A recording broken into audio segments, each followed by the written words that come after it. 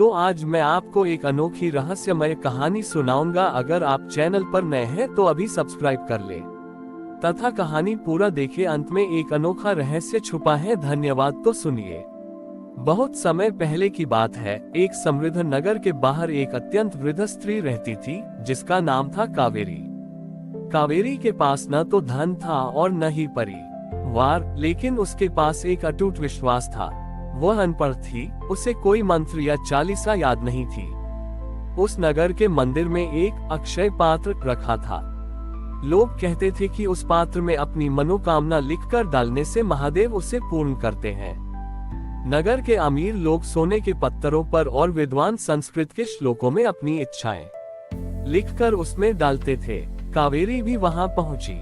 उसने देखा कि लोग बड़े बड़े पत्रों में अपनी सफलता और सुख मांग रहे हैं।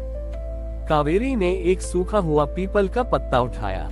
उसे लिखना नहीं आता था, इसलिए उसने अपनी उंगली से मिट्टी ली और उस पत्ते पर केवल एक बिंदु बना दिया। उसने वह पत्ता उस अक्षय पात्र में डाल दिया। वहां खड़े पंडितों ने उसका उपहास किया। एक पंडित ने हंसते हुए पूछा, अरे ओ बुढ़िया, इस बिंदु का क्या अर्थ है? क्या महादेव को पहेलियां बुझा रही है? कावेरी ने हाथ जोड़कर कहा, महाराज, मुझे शब्द नहीं आते।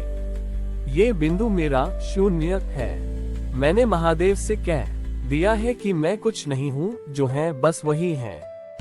अब इस बिंदु को वे क्या रूप देते हैं, यह उन पर है। उस रात नगर में एक विचित्र घटना हुई। मंदिर का वह अक्षय पात्र, जो सोने के पत्थरों से भरा था, अचानक जलने लगा। लेकिन आश्चर्य की बात यह थी कि उसमें रखे सोने और कागज के सारे पत्र जलकर राख हो गए, सिवाय उस पीपल के पत्ते के। वह पत्ता जलने के बजाय सोने की तरह चमकने लगा और उसमें से महादेव का ओम शब्द गूंजने लगा। महादेव साक्षात वहां प्रकट हुए। उन्होंने उस पीपल के पत्ते को अपने मस्तक पर धारण किया। राजा और पंडितों ने डरते हुए पूछा, प्रभु, हमने इतने सुंदर छंद और स्वर्ण पत्र डाले, वे जल गए, पर इस साधारण बिंदु वाले पत्ते में ऐसा क्या था? महादेव मुस्कुराए और बोले, तुम्हारे पत्रों में तुम्हारी मांग थी, पर कावेरी के इस बिंदु में उसका मौन था। तुम सबने मुझे बताया कि मुझे क्या करना चाहिए, लेकिन इसने वह बिंदु रखकर मुझे यह अधिकार दिया कि मैं जो चाहूं वो करूं। जहां शब्द समाप्त होते हैं, वहीं से मेरी असल पूजा शुरू होती है। महादेव ने उस बिंदु को स्पर्श किया और वह बिंदु एक विशाल ज्ञान सरोवर में बदल गया। उस सरोवर के जल को पीने मात्र से मूर्ख भी विद्वान बन जाते और अशांत मन को शांति मिल जाती। कावेरी को महादेव ने अपनी गण शक्ति में स्थान दिया। वह स्थान आज बिंदु योजक चिन्हेश्वर महादेव के नाम से विख्यात है। ये कहानी हमें सिखाती है कि महादेव को प्रभावित करने के लिए भारी भरकम शब्दों की जरूरत नहीं है। कभी कभी हमारा मौन और हमारी शून्यता ही उनके लिए सबसे बड़ी प्रार्थना बन जाती है। कावेरी के उस बिंदु वाले पत्ते के चमत्कार ने नगर के विद्वानों और धनी लोगों का नजरिया बदल दिया था। लेकिन कहानी में एक नया मोड़ तब आया जब उस ज्ञान सरोवर की चर्चा सुनकर दूर देश का एक अहंकारी सम्राट राजा मलयकेतु वहां पहुंचा। मलयकेतु के पास दुनिया का सारा वैभव था, लेकिन उसके मन में एक अजीब सी बेचैनी थी। उसने सुना था कि इस सरोवर का जल पीने से मनुष्य को परम सत्य का ज्ञान हो जाता है। वह अपने रथ पर सवार होकर आया और उसने आदेश दिया, इस सरोवर का सारा जल स्वर्ण पात्रों में भर लो और मेरे महल ले चलो। ये ज्ञान केवल सम्राट के लिए होना चाहिए। जैसे ही सैनिकों ने सरोवर में पात्र डाला, सरोवर का जल अचानक पत्थर बन गया। सैनिक जितना भी प्रयास करते, उनके हाथ में केवल सूखी मिट्टी और कंकड़ आते। राजा मलयकेतु क्रोधित हो गया और उसने कावेरी की कुटिया को घेर लिया। उसने गर्जना की, बुढ़िया, तूने इस जल को क्या श्राप दिया है? मुझे वह ज्ञान चाहिए जो इस सरोवर में छिपा है। कावेरी अपनी कुटिया से बाहर आई। उसने शांत भाव से राजा की ओर देखा और कहा, राजन, ज्ञान कोई वस्तु नहीं है जिसे पात्रों में भरकर ले जाया जा सके। महादेव का ये सरोवर केवल उन्हें ज्ञान देता है जो खुद को बिंदु शून्य समझते हैं। आप तो पहाड़ बनकर आए हैं, भला एक पहाड़ छोटे से बिंदु में कैसे समा सकता है? राजा को अपमान महसूस हुआ।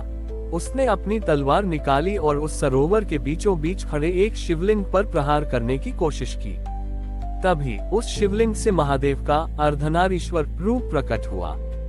महादेव के इस रूप को देखकर राजा की तलवार हाथ से छूट गई। महादेव बोले, मलयकेतु, तुम सत्य को खरीदना चाहते हो, पर सत्य तो केवल समर्पण की मुद्रा में मिलता है। तुमने स्वर्ण के पात्र लाए, पर तुम्हारा हृदय तो घृणा और लोभ से भरा है। जब तक हृदय खाली नहीं होगा, उसमें ज्ञान का जल कैसे टिकेगा। उद्धरण चिन्ह। महादेव ने कावेरी की ओर देखा और उसके हाथ में एक छोटा सा मिट्टी का कटोरा दिया। कावेरी ने उस कटोरे से सरोवर का जल निकाला तो वह जल फिर से अमृत की तरह तरल और शीतल हो गया। उसने वह जल राजा को पिलाया। जल पीते ही राजा मलयकेतु की आंखों से पट्टी गिर गई। उसे समझ आया कि उसका साम्राज्य, उसकी सेना और उसका वैभव सब क्षणभंगुर नष्ट होने वाला है। उसने देखा कि असली राजा वह नहीं जो दूसरों पर शासन करे, बल्कि वह है जो अपनी इंद्रियों पर शासन करे। महादेव ने कहा, कावेरी का वो बिंदु ही बीज था। जिसने खुद को मिटाया वही अमर हुआ। राजा मलयकेतु ने अपना राजपाट अपने योग्य मंत्रियों को सौंप दिया और उसी सरोवर के किनारे एक साधारण कुटिया बनाकर रहने लगा। वह स्थान अब केवल ज्ञान का नहीं, बल्कि अहंकार मुक्ति का केंद्र बन गया। आज भी लोग कहते हैं कि यदि आप बिंदु योजक चिन्हेश्वर के पास जाते हैं और अपने मन में कोई बड़ा पद या अहंकार लेकर जाते हैं, तो आपको वहां केवल पत्थर दिखेंगे। लेकिन यदि आप एक सरल हृदय लेकर जाते हैं, तो वह सरोवर आज भी आपके भीतर के अंधकार को मिटा देता है।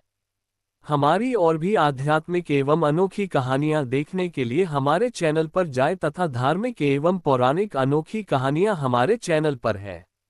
कृपया जाके देखें तथा हमारे चैनल को सब्सक्राइब करके रखें और वीडियो लाइक जरूर करें। धन्यवाद।